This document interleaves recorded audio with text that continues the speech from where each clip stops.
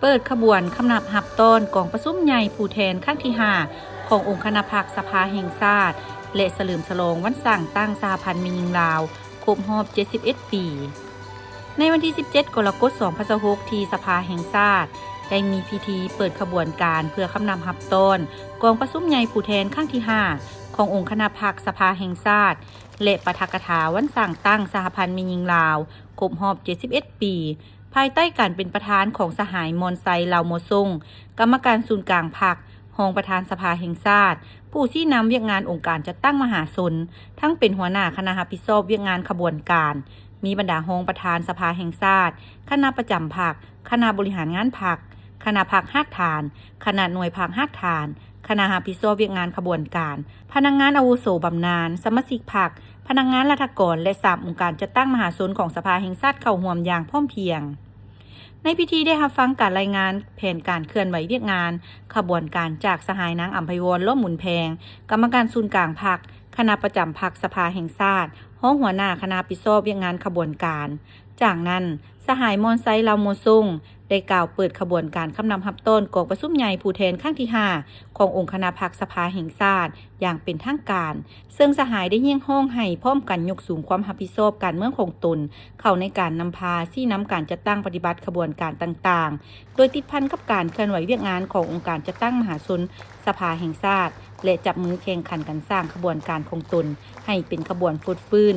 โดยซุ่มไซเวียกงานขบวนการศึกษาอบรมการเมืองแนวคิดเวียกงานขบวนการก่อสร้างพรรคเวียกงานขบวนการปฏิบัตินโยบายเวียกงานขบวนการป้องกันความสงบเวียกงานขบวนการออกแห่งงานกีฬาและศิลปวรรณคดีและเวียกงานขบวนการโฆษณาพร้อมนั้นยังได้รับฟังการเล่าประวัติต้นกำเนิดและการขยายตัวของสหพันธ์แม่หญิงลาวครบรอบ71 ปีในวันที่20 กรกฎาคม ปี 1955 หา20 กรกฎาคม 2026 การสรุปตีราคาผลการจัดตั้งปฏิบัติข้อแข่งขัน 3D และแผนการจัดตั้งปฏิบัติในต่อหน้าผ่านข้อตกลงฉบับเลขที่ 113/สสยโลของประธานคณะบริหารงานศูนย์กลางสหพันธ์แม่หญิงว่าโดยการย่องย่อสหพันธ์แม่หญิงสภาแห่งชาติที่มีผลงานดีเด่นในการจัดตั้งปฏิบัติข้อแข่งขัน 3D สมัยที่8ในปี 2021 หา 2025 สหายเข้าสู่ภาคที่1เบาเกี่ยวกับต้นกำเนิดการเติบใหญ่ขยายตัวขององค์การจัดตั้งสหพันธ์แม่หญิงลาวเว้าแทนเอ้ยน้องแม่หญิงหรือว่าแม่หญิงลาวพักไปกับรถแก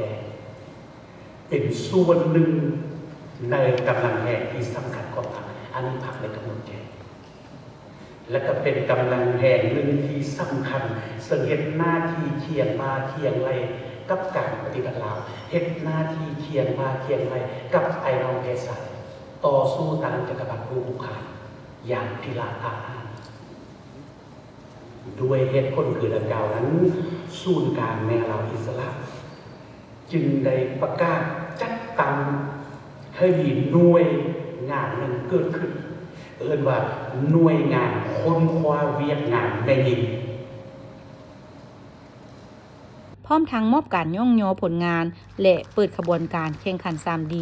ของสหพันธ์แม่หญิงสภาแห่งชาติในปี 2026 หา 2027 อย่างเป็นทางการ